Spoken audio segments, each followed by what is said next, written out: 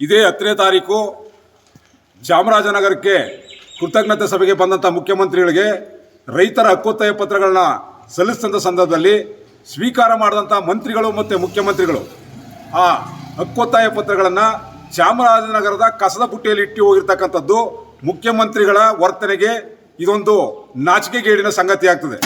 ಏನು ರೈತ ವರ್ಗ ಅಂತ ಹೇಳಿದ್ರೆ ಮುಖ್ಯಮಂತ್ರಿ ಆಗಲಿ, ಮಂತ್ರಿ ಆಗಲಿ, ಜಿಲ್ಲಾಡಳಿತ ಆಗಲಿ ಏನು ಭಾಳ ಕುಚೇಷ್ಟೆಯಿಂದ ನಡ್ಕೋತಾ ಇದ್ರಿ.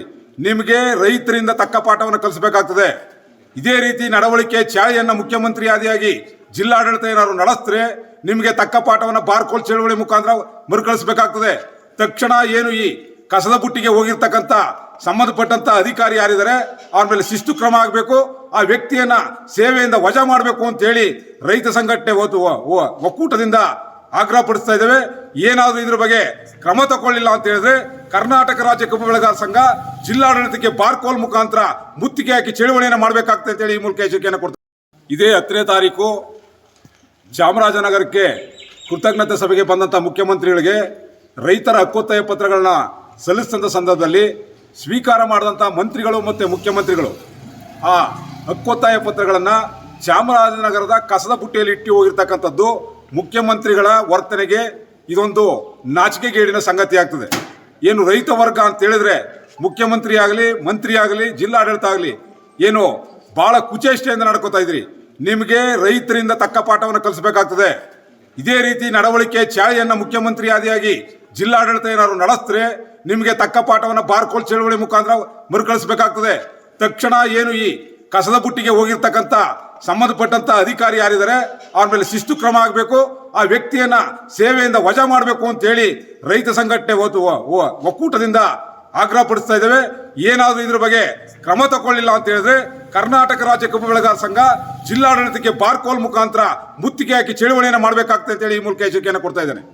ಇದೇ 10ನೇ ತಾರೀಕು ಚಾಮರಾಜನಗರಕ್ಕೆ ಕೃತಜ್ಞತೆ ಸಭೆಗೆ ಬಂದಂಥ ಮುಖ್ಯಮಂತ್ರಿಗಳಿಗೆ ರೈತರ ಹಕ್ಕೊತ್ತಾಯ ಪತ್ರಗಳನ್ನ ಸಲ್ಲಿಸಿದ ಸಂದರ್ಭದಲ್ಲಿ ಸ್ವೀಕಾರ ಮಾಡಿದಂಥ ಮಂತ್ರಿಗಳು ಮತ್ತು ಮುಖ್ಯಮಂತ್ರಿಗಳು ಆ ಹಕ್ಕೊತ್ತಾಯ ಪತ್ರಗಳನ್ನು ಚಾಮರಾಜನಗರದ ಕಸದ ಬುಟ್ಟಿಯಲ್ಲಿ ಇಟ್ಟು ಹೋಗಿರ್ತಕ್ಕಂಥದ್ದು ಮುಖ್ಯಮಂತ್ರಿಗಳ ವರ್ತನೆಗೆ ಇದೊಂದು ನಾಚಿಕೆಗೇಡಿನ ಸಂಗತಿ ಆಗ್ತದೆ. ಏನು ರೈತ ವರ್ಗ ಅಂತ ಹೇಳಿದ್ರೆ ಮುಖ್ಯಮಂತ್ರಿ ಆಗಲಿ, ಮಂತ್ರಿ ಆಗಲಿ, ಜಿಲ್ಲಾಡಳಿತ ಆಗಲಿ ಏನು ಭಾಳ ಕುಚೇಷ್ಟೆಯಿಂದ ನಡ್ಕೋತಾ ಇದ್ರಿ. ನಿಮಗೆ ರೈತರಿಂದ ತಕ್ಕ ಪಾಠವನ್ನು ಕಲಿಸಬೇಕಾಗ್ತದೆ. ಇದೇ ರೀತಿ ನಡವಳಿಕೆ ಚಾಳಿಯನ್ನು ಮುಖ್ಯಮಂತ್ರಿ ಆದಿಯಾಗಿ ಜಿಲ್ಲಾಡಳಿತ ಏನಾದ್ರು ನಡೆಸಿದ್ರೆ ನಿಮಗೆ ತಕ್ಕ ಪಾಠವನ್ನು ಬಾರ್ಕೋಲ್ ಚಳವಳಿ ಮುಖಾಂತರ ಮರುಕಳಿಸಬೇಕಾಗ್ತದೆ. ತಕ್ಷಣ ಏನು ಈ ಕಸದ ಬುಟ್ಟಿಗೆ ಹೋಗಿರ್ತಕ್ಕಂಥ ಸಂಬಂಧಪಟ್ಟಂತ ಅಧಿಕಾರಿ ಯಾರಿದ್ದಾರೆ ಅವ್ರ ಮೇಲೆ ಶಿಸ್ತು ಕ್ರಮ ಆಗಬೇಕು.